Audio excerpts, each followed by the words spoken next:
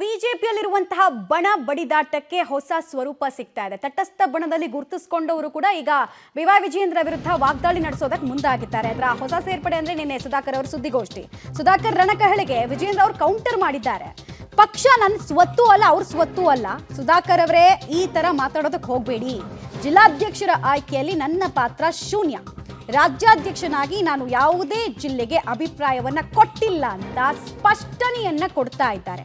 ಏನಾದರೂ ಇದ್ರೆ ನಾನು ಖಂಡಿತ ತಿದ್ಕೊಳ್ತೀನಿ, ಬಟ್ ಈ ತರ ಮಾತಾಡೋದು ಸರಿಯಲ್ಲ, ನಾಟ್ ಎಕ್ಸೆಪ್ಟಬಲ್, ನಾಟ್ ಓಕೆ ಅನ್ನೋ ಮೆಸೇಜ್ ಅನ್ನು ಕೊಟ್ಟಿದ್ದಾರೆ. ಈ ಮೂಲಕ ತಿರುಗೇಟ್ ಕೊಡ್ತಾ ಇದ್ದಾರೆ. ಸೊ ಇಷ್ಟು ದಿನ ನಾವು ನೋಡ್ತಾ ಇದ್ದು ಮೇಜರ್ ಆಗಿ ಹೆಸರುಗಳು ಯತ್ನಾಳ್ ವರ್ಸಸ್ ವಿಜಯೇಂದ್ರ ಅಂತ. ಈಗ ಸುಧಾಕರ್ ಅವರ ಹೊಸ ಸೇರ್ಪಡೆ, ಅದಕ್ಕೆ ಸ್ಪಷ್ಟನೆ ಕೊಡ್ತಾ ತಿರುಗೇಟನ್ನು ಕೊಟ್ಟಿದ್ದಾರೆ ವಿಜಯೇಂದ್ರ ಅವರು.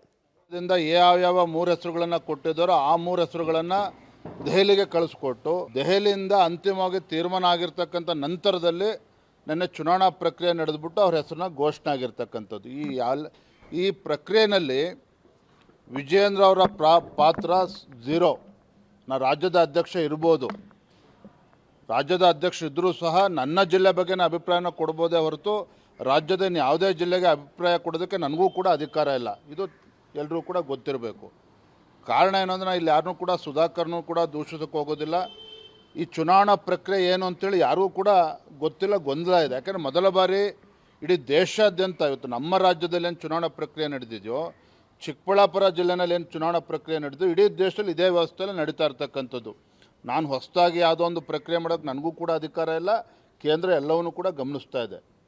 ಎರಡನೇದಾಗಿ ಮಾನ್ಯ ಸುಧಾಕರ್ ಅವರ ಆಕ್ರೋಶಭರಿತ ಮಾತುಗಳನ್ನು ನಾನು ಕೇಳಿದ್ದೇನೆ. ಆಕ್ರೋಶಭರಿತ ಮಾತುಗಳನ್ನು ನಿನ್ನೆ ಸುಧಾಕರ್ ಅವರು ಏನು ಹೇಳಿದ್ದಾರೆ ಅದನ್ನು ಕೇಳಿದ್ದೇನೆ. ಒಂದು ರೀತಿ ವಿಜಯೇಂದ್ರ ಅವರು ನಮ್ಮನ್ನು ಸಮಾಧಿ ಮಾಡೋಕ್ಕೆ ಹೊರಟಿದ್ದಾರೆ.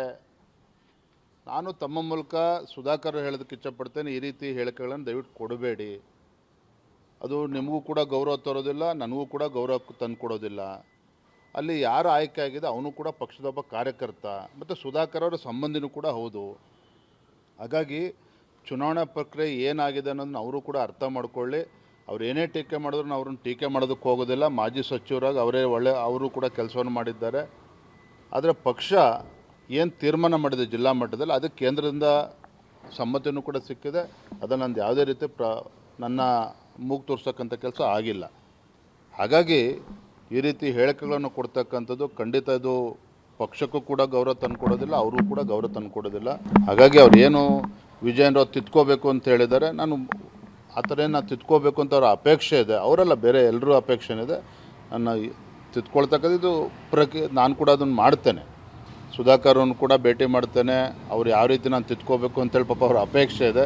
ಅದ್ರ ಪ್ರಕಾರ ನಾನು ಕೂಡ ತಿದ್ಕೊಳ್ತೇನೆ. ಮುಗೀತು, ಇನ್ಮೇಲೆ ಯುದ್ಧ ಅಷ್ಟೇ, ಆ ರೀತಿ ಮಾತನಾಡಬಾರ್ದು. ನಾನು ಹೇಳಿದ್ನಲ್ಲ, ನಾನೊಬ್ಬ ರಾಜ್ಯದ ಅಧ್ಯಕ್ಷ, ಇದೇನು ಮಂತ್ರಿ ಸ್ಥಾನ ಅಲ್ಲ. ನಾನು ಮನೆ ಮಾಟ ಬಿಟ್ಟು ಕೆಲಸ ಮಾಡ್ತಾ ಇದ್ದೇನೆ, ಪಕ್ಷ ಸಂಘಟನೆ ಮಾಡ್ತಾ ಇದ್ದೇನೆ. ಇದು ಪಕ್ಷ ಅವ್ರ ಸ್ವತ್ತು ಅಲ್ಲ, ನನ್ನ ಸ್ವತ್ತು ಅಲ್ಲ. ಲಕ್ಷಾಂತರ ಕಾರ್ಯಕರ್ತರು ಪಕ್ಷಕ್ಕೋಸ್ಕರ ದುಡಿತಾ ಇದ್ದಾರೆ. ಹಾಗಾಗಿ ಇದು ಪಕ್ಷ ನನ್ನ ಸ್ವತ್ತು, ನಾನು ಮುಂದೆ ಮುಖ್ಯಮಂತ್ರಿ ಆಗಬೇಕು, ಇದನ್ನು ಕಣ್ಮುಂದೆ ಇಟ್ಕೊಂಡು ಪಕ್ಷ ಸಂಘಟನೆ ಮಾಡ್ತಾ ಇಲ್ಲ. ಆ ರೀತಿ ಹಗುರವಾಗಿ ಮಾತಾಡ್ತಕ್ಕಂಥದ್ದು ಅವ್ರಿಗೆ ಶೋಭೆ